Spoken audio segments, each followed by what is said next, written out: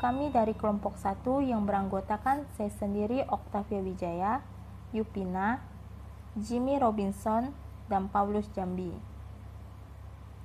Kami akan membahas tentang unsur penghambat dalam beragama.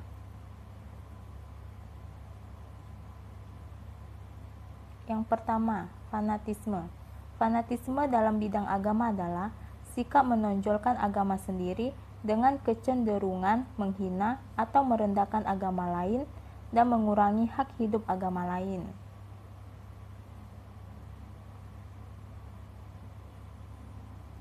Penyebab fanatisme agama. Yang pertama, hidup di daerah di mana agama terlalu dominan, seperti Aceh, Flores, Madura, Bali, dan Ambon. Pendidikan agama yang sempit dan defensif yang ingin mencari-cari kejelekan dari agama lain. Yang ketiga, rasa bangga yang berlebihan terhadap agama sendiri dengan tidak melihat kekurangan yang ada. Dan yang keempat, rasa takut akan kemajuan agama atau ancaman. Fanatisme menjadi penghambat kemajuan, kerukunan, dan dapat meningkatkan ketegangan dan peperangan.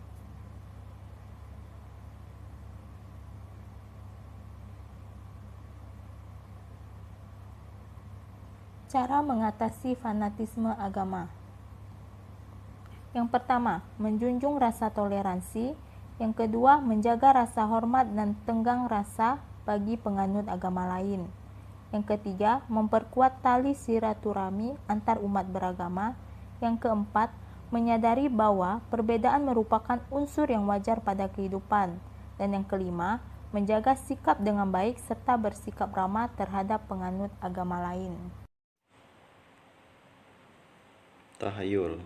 Tahayul adalah kepercayaan yang terlalu besar terhadap benda atau upacara tertentu agar dengan demikian mendapat bantuan dari Tuhan. Sebenarnya orang lebih percaya kepada benda atau upacara tertentu daripada kepada Tuhan.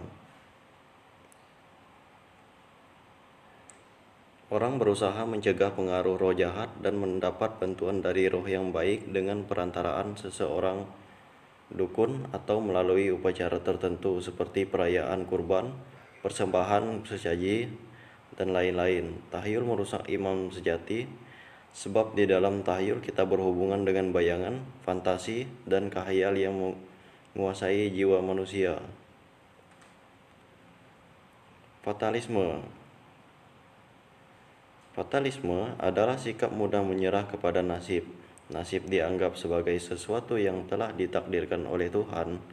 Sikap fatalisme ini menyebabkan manusia kurang berusaha menanggulangi kesulitan hidup, terlalu sibuk sendiri dengan cara keagamaan dan menantikan penyelesaian dari surga.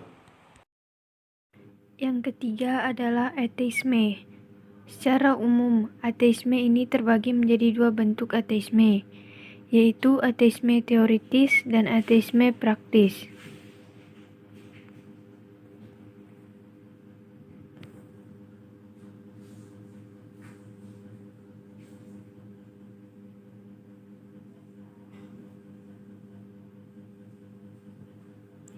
Ateisme teoritis, suatu pandangan hidup yang mengajukan argumen-argumen serta alasan rasional untuk mempertanggungjawabkan keyakinan.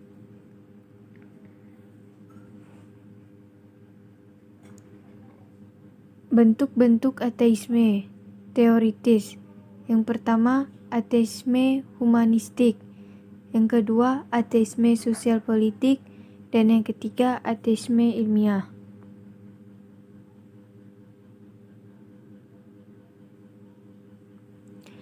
Ateisme humanistik, yaitu suatu keyakinan hidup orang-orang yang beranggapan bahwa kepercayaan kepada Tuhan menindas manusia.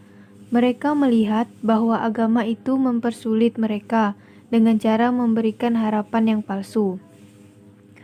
Sosial politik, yaitu kepercayaan kepada Tuhan merupakan suatu akibat ketidakberesan dalam suatu masyarakat. Mereka yakin percaya kepada Tuhan merupakan suatu penyakit, dan menurut Karl Marx mengatakan bahwa agama adalah candu masyarakat karena menjadi alat politis untuk menenangkan masyarakat. Ateisme ilmiah, yaitu kepercayaan akan Tuhan tidak bisa didamaikan dengan kemajuan ilmu pengetahuan. Hal ini karena agama tidak mampu menyesuaikan diri dengan tuntutan kritis dari ilmu pengetahuan. Mereka optimis ilmu pengetahuan modern kunci untuk pintu segala kebenaran. Ateisme praktis adalah sikap hidup yang tidak menghiraukan hal-hal religius. Sikap hidup demikian semakin tampak manakala orang menjalin hidupnya seolah-olah tidak ada. Dengan kata lain, orang tidak peduli dengan adanya Allah, karena orang mengambil sikap acuh tak acuh terhadapnya. Dasar lahir ateisme ini karena orang-orang dapat menganut suatu agama namun tidak hidup menurut ajaran agama tersebut. Sikap gereja terhadap ateisme. Dalam kesetiaannya terhadap Allah dan terhadap manusia, gereja tidak dapat lain kecuali tiada hentinya.